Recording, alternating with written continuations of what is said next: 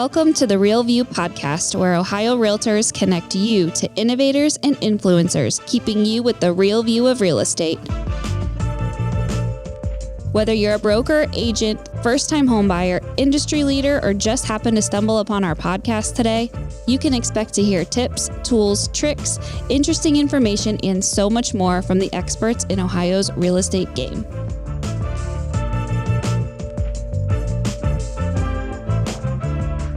Hi, everyone. Welcome back to the Real View podcast. I am your host, Allison Wiley. Joining me today, our special guest is Dani Hampton. Dani is a dynamic leader in real estate and a mom boss in Fort Worth, Texas. Her real estate journey began at 19 when she bought her first home, which inspired her to get her real estate license at 22. Her early experiences laid the groundwork for a successful career. In just 4 years, she started her own real estate team, and by 2020, her team achieved remarkable success, closing 147 homes through organic social media marketing. Her innovative approach to branding, combined with a commitment to leadership development, sets her apart. 5 years ago, Dani's husband joined her using his IT skills to enhance their business systems. Despite facing both personal and professional challenges, she remains dedicated to mental health advocacy and community building. Today, she leads a vibrant team of nearly 10 agents and operations associates. In 2023, she moved her team to Real Broker and was featured on American Dream TV. Dani, welcome onto the show. I'm so happy to have you. So happy to be here. And I'm over here like editing that whole bio for myself as you're walking through it. So I'm like, oh, oops, I got to edit that. But well, please what's different? Yeah, I would love to get an update. And, I read these things and I never know if they're 100% correct. But yeah, what's changed? What's updated? I'd love to hear a little bit more about you and all that you do. Yeah. So if I could actually hopefully give this as a tip to anybody out there, when you are writing your bio, just imagine listening to your bio. So when you're writing that bio, please write it and try to listen to it and go over it just go over it a lot. So really, everything you said obviously is true. However, my team size is different. So like many real estate agents out there who might have had real estate teams, and I don't want to say the word had because I do still have a team. It's not as large as I had it a few months ago. But naturally, as the real estate market has shifted, we have started to see obviously a lot of changes happen on teams and expectations and things like that. So I will say for us to even have the conversation today about mental health is way more prominent than I ever thought I would need it to be, because the changes in this real estate market has definitely challenged my mental health, which I thought was, I wouldn't say is, it isn't strong, but it definitely could be stronger. No. And thank you for saying that. And I agree. I think, having this conversation right now with everything that's been going on, we're a little over a month removed from big practice changes and market changes and just everything that we deal with being realtors, being in the midst of this now and in the midst of change. It's important, right? And it's important that we're taking a look at how we can navigate these changes with our best headspace moving forward and making sure that we're taking care of ourselves so that we can take care of everyone else around us. So I'm really glad we're having this conversation today. And I can't wait to hear a little bit more about you and your story and how you became this advocate. I love hearing background histories and what's led you to where you are today. So let's start off with a little bit about your personal journey and what initially inspired you to focus on resilience and well-being in the business world. So I love real estate because everything is different all the time, right? So whether it's actually the market or what is happening as far as rule changes or whatnot, people are different. And when we're in such a people-facing business where unfortunately we see people usually at their worst because we're seeing them more stressed. And I didn't realize that I'm basically a walking magnet. So I just take in what everybody else is giving off, right? And I think that was something I never paid attention to. So as I think I was a little naive in the beginning. So just starting in the business so young, I kind of was more naive and just kind of going with the flow with my natural, just people skills versus actually putting some thought behind it and going, wow, they are going through very stressful challenges. And maybe a way a customer or client reacts to me is not because of me, it's just because of what they're going through. But I absolutely personalized it. I didn't even realize it until probably 5 years into the business, how much I was just really constantly taking in that stress from others. And I honestly think that the reason why I had to approach my mental health pretty much around the age of, I would say, 28. So it's about 5, 6 years into the business. And I had to approach mental health because of just the common issues I came across in the business and how it reacted with my personal life. So I definitely was like, all right, there's a pattern here. Something needs to change. It's not normal to come home every single day and be bawling your eyes out. I had no boundaries. And I don't know if any of your listeners struggles with this. I feel like even as someone who's now aware of boundaries, I still challenge them and I still tend to loosen them up. And I realize, I got to button that one back up because I know myself and I need to make sure that I don't put myself in situations that I know I may be a little weaker at or around certain personalities. So yes, we're in a people business. Mental health, I feel like, is something that obviously should be talked about more. And I know for me, I was like, yeah, it just takes you being that agent who probably now had a reputation. In 2020, I called myself like I was the agent who's crying in the corner in the office. Like if you're always like, who's the agent crying in the corner? I was like, that was me. I would always try to find someone's office to go into and be like, will you take me in? They're probably thinking, you need a therapist, lady.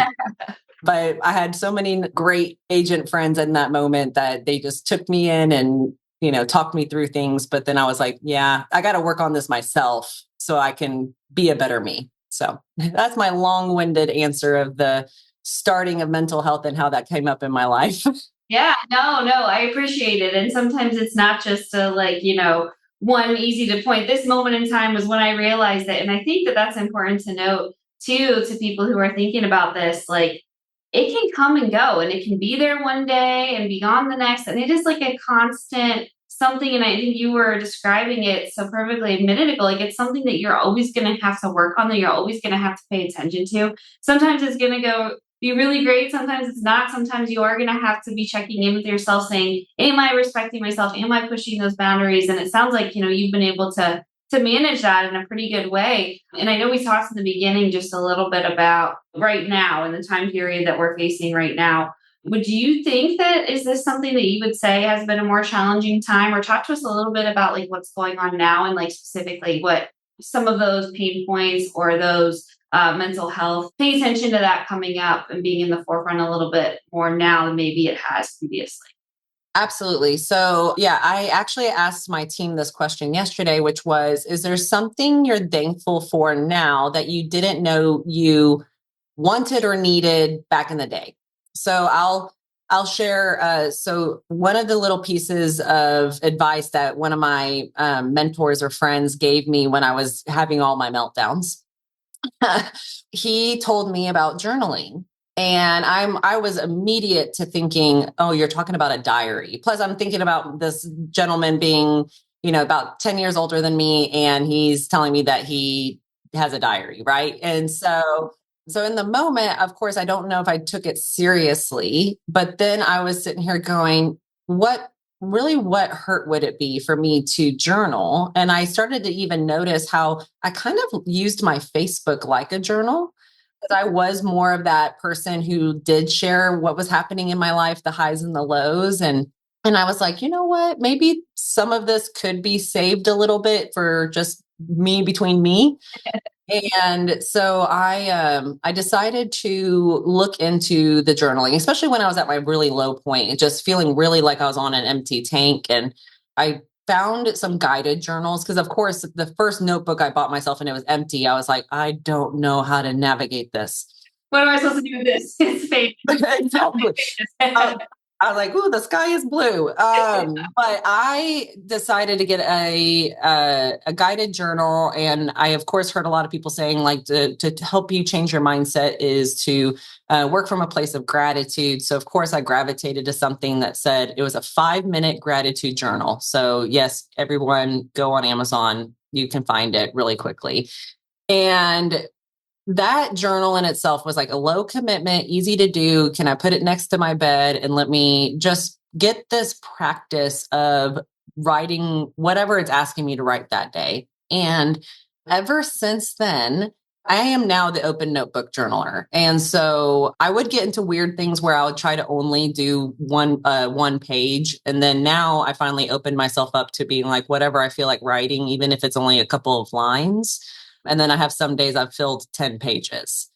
And you guys, that has probably been the most, the best exercise, the best advice I've ever received, because it's so weird that you kind of need to talk to yourself and that you need to kind of talk things through. And unfortunately, sometimes our friends or our family members, they might not be able to process information, especially as real estate agents. We're going through something really funky right now. And so it's hard to know if you're talking to the right person in that moment, to know if you will get actually really good advice. And sometimes it's really just talking it out with yourself. And that journaling has been such a gift that keeps on giving, that it's so interesting to me that I can almost tell you by looking at my journals, I know maybe that person I should have known from day one, I shouldn't have worked with. I can actually pinpoint it in my journal because of the feelings and the thoughts that went through my head that day.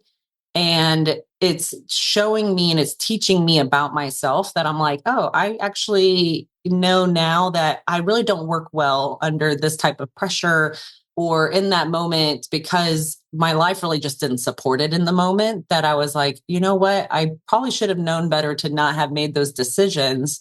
But the only evidence I have is what I wrote in my journal. So I can tell you now, I'm basically getting through hurdles a whole lot faster. I keep telling everyone it's like rapid speed. It's actually almost feels like whiplash, but I'm able to get things through things a lot quicker because I can process it on paper, pen to paper, and it just is almost like you just learn so much more.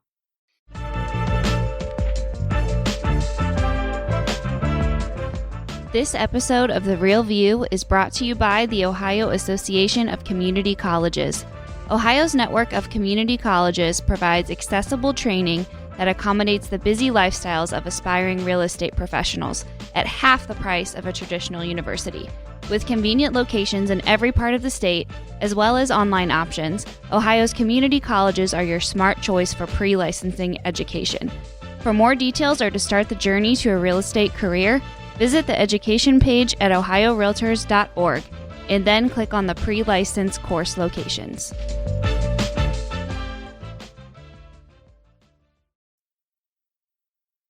Yeah, and I think that's the key, right? The processing and taking the time to do that. And I bet you've probably seen in your time doing the journaling that you might even not have been aware of something that you've been feeling until you go back and reflect on it, until you're writing this stuff down and say, wait, no, this really did, I need to reflect on this more. This really did have an impact on me right now. And I really should work through that. And it's probably a great reflection point where you're able to see stuff that comes up that maybe you wouldn't, because we're all rushing through the day at a million miles an hour.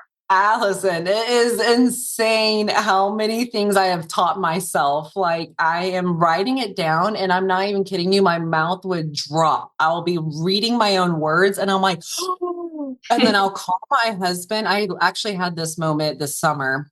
I called my husband and I was like, babe, I just like had 2 or 3 pages written and I'm reading through this and I'm going, holy smokes, is this what my problem is? Is this what I'm struggling with?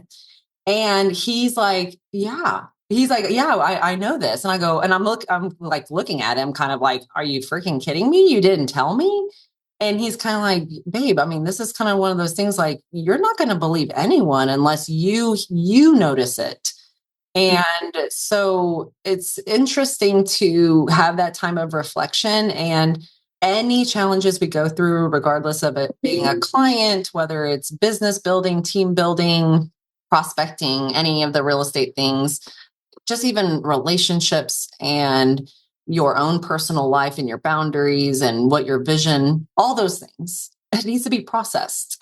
And we oftentimes don't take the time to do that in our day to day lives because we are just going at a mile a minute and we're not taking that time to check in with ourselves until it's boiling up and going to explode.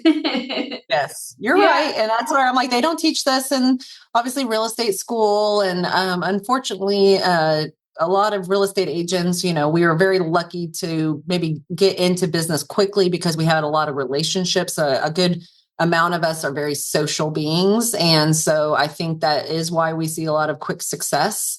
But I know that there's a lot of things that even 11 years into the business, I am still learning how to be a business owner. I'm still learning how to be a sales professional. There's a lot of things that I need to continue to learn. And it's just one of those things I think that needs to be put into those same categories of how important it is to learn how to be a good realtor and how to be a good business owner, is that you kind of have to just learn how to be a good person and being able to take care of yourself. And because we will never be able to be our best selves and operate at our best if we're not taking care of ourselves. And that's not just our physical health.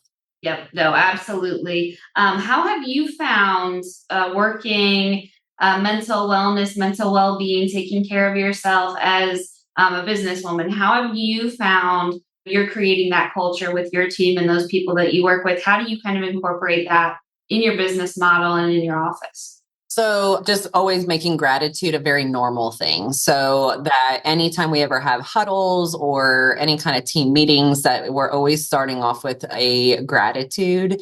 I do notice that people, if this is not an everyday practice for them, that they typically will either go for very surfacey answers, which is fine. We got to start somewhere. But, just like that gratitude journal I shared with you, it's helpful to be guided. And so it is one of those things like I shared yesterday in my team meeting, where I asked them to look for something that they were grateful for that they probably didn't know they wanted or wished for back in the day. So actually something that I had shared was that right in this moment, going through the shift of NAR and rules changes, I said, I honestly am happy that I don't have a large team, that I started off with 10. And right now I actually only have one agent on my team other than myself, and I'm in full production. So I'm personally super thankful. I would have not asked for that a year ago, but I'm so thankful for that. And so creating that culture of gratitude is like kind of a non-negotiable. Like there will always have to have some sense of gratitude. And if someone is uncomfortable with that, then I need to make sure I have those conversations before they ever walk into the door. And then the other piece being that, it is talked about. We do talk about this stuff. Me personally, finding better communication with one of my admins right now. And I know that her and it's more about communication than it really is about the task itself. And her and I just being able to feel comfortable being vulnerable and having a conversation going, yeah, I know I'm ticking you off. Like, I know my text messages are probably really getting under your skin. And I want to talk that out. And versus just let us be upset about something and let it actually disrupt us for the next 2 to 3 months. So if they know, of course, that on my team that I'm someone who's like, I'm pretty quick to want to solve something if I feel it. And they're going to have, like, we got to be okay with that. Because I know for a lot of people, confrontation and just uncomfortable conversations are not fun. Trust me, they're not fun for me either. So another daily practice is you just got to know how to fill your own cup up. And you can't put that responsibility on others. Like they have to make me happy or, those things. I think you have to know that the daily create a daily ritual for yourself that make you happy. So I'll give you some really tactical ones because I'm talking very vague, very open. So I'm going to give you some really tactical stuff other than just like a journaling and doing the gratitude with the team meetings is something that makes me so happy is I love good smells. So how funny it is to say out loud, but I'm like, yes, I don't know. I'm a very much a person who likes the look, touch, feel of things, and then smelled. So all my senses. And so the way I live in my home, I typically have some kind of, oil or candle or something happening. And then aesthetically, I have a few things that I always keep around to give me that visual pleasure. So I will say YouTube has a lot of ambiance channels that you can play some fall with some jazz music. And the interesting thing is that that is something that makes me feel very safe and makes me feel very calm at home. And I brought that to work. I have candles at work. I have TVs at work. I have all those things at work as well. So I'm going to always make sure that the environment is supportive and that it supports me because I as the leader have to try to be my best self. So I brought what makes me happy at home, happy into work. That's so smart, and you're speaking to my heart because I love those YouTube videos, especially around like the holiday times. I turn on a Christmas like piano music one and just have my like peppermint candle going, and it's just like there's something about it. It's almost like hypnotizing. It just like has a way to really zen you out. So I love that you said that because I'm a big fan of those too. Don't trap them at your home. Like, I think that was where I realized, like, at the end of the day, like, I have put myself in a position where this is not just a part-time job for myself, like this, and nothing against the part-timer, but it's just that this is where I'm spending a lot of time and money trying to make sure that I am producing a great income for my family. And so why would I trap those things that make me happy at home and not bring that into my work environment? So just learn, but it's so interesting. I'm pretty sure it took journaling for me to learn this about myself because once I learned it about myself, I was like, I can pretty much make myself happy. I can fill my cup up anywhere. It doesn't matter where it is because I know the sounds or the smells or the feels that I need, like whether it's even if I'm traveling and I need some sweater of mine that is super soft and comfy. And I know that it just gives me those good feels when I wear it, that I'm like, yeah, I know that little thing that I need to to give myself that good feel. Yeah, and lean into those things, and finding the joy in simple things like that, like your favorite sweatshirt, and that is so important, and that can have such a positive effect on, I think, your overall state and mental health for sure. And it sounds like you've done a great job of really bringing this into the workplace, making sure it's an open and honest conversation. Letting the people that you work with know that this is a priority and something they can come to you and talk about and have those difficult conversations and honest conversations. So you've had such great success with it. What would you say to maybe someone who wants to create that same culture, who may be struggling? Is there any misconceptions or any best advice you would have, for any of our listeners who are hoping to kind of bring that same energy into their work environments? Well, it all starts with you. So the level of commitment that you have for making this a priority in your personal life. So pretty much nothing in your business can ever be a priority if it's not a priority in your personal life. So there's a lot of things because I did get started in this business so young. I have I probably say a lot of habits that I'm trying to work myself out of right now because I may have started those habits in business, but I didn't bring them into my personal life. And so there's some lack that's happening. And I want to live my life fully to its best potential versus I have a great business life, but my personal life might be trash. And vice versa. I see some people who have an amazing personal life and they just can't get off the ground for their business. And so it's just trying to figure out that balance. And really, I don't think it's balance, it's just alignment. And so if you decide today that if gratitude is not something that is normal in your everyday working practice, it's just it has to be your normal in your home and in your personal life.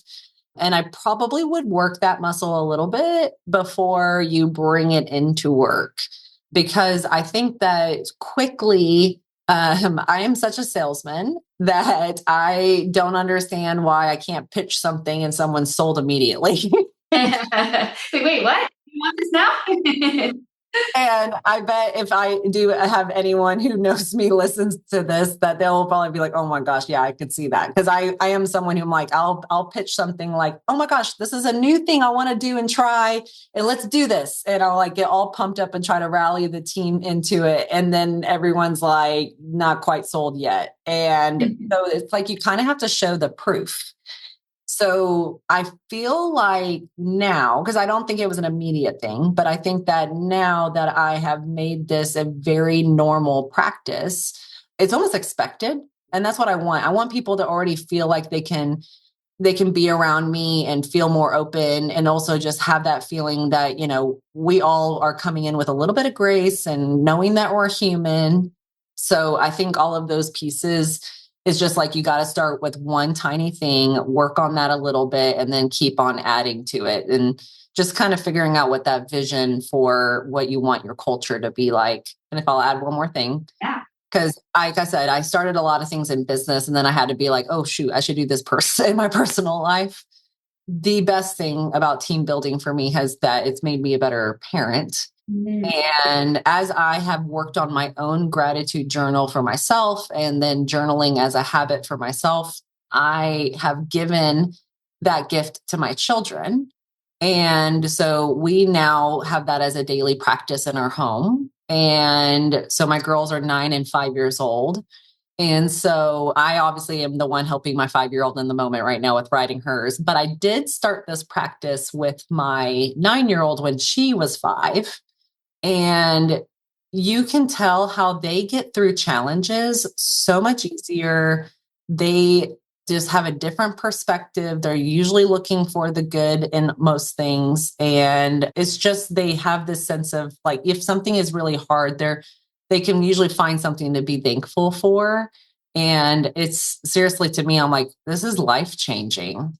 That's amazing. It sounds like, you're really instilling those values in them, and you're raising them to be very emotionally intelligent children and adults one day. And I'm scared of them, actually. That scares me. I feel like I'm just starting this in my 30s. So if they're getting started this young, I'm going to be like, they're going to Jedi mind trick me when I'm older. They are. They're going to say, Mom, I'm actually processing this now. You need to leave me alone. Oh, goodness. Yeah, it's going to work against me. No, but that's really awesome that, you are teaching them about this at such a young age. And that's something too, to take with you. I know so much of this has been focused around business and how you can do it to, be better and grow your business, be a better realtor, be a better team lead, but taking this into your personal life and using it, with those you love and those relationships outside of work. Another great application for this as well. But Dani, I want to thank you so much for joining me today, for sharing a little bit of your journey, for being so open and honest and giving us these great tools and gratitude. And I know what I'm doing when we hang up is going to go find that gratitude journal on Amazon. That's going to be my next Amazon search. So I want to thank you again so much for your time and expertise, and for sharing this with us today. Thank you, Allison. Thank you. And yes, I can't wait to hear how that gratitude journal works for you. Thank you. And to all of our listeners, thank you guys so much for tuning in. We'll be back with you next week. Thank you for listening to The Real View. That wraps up today's episode. You can keep up with the latest on the podcast at ohiorealtors.org/therealview and on Apple or Google Podcasts, Spotify, or wherever you listen. Have questions, comments, or suggestions? We want to hear from you. Email us at podcast@ohiorealtors.org. We'll see you next time.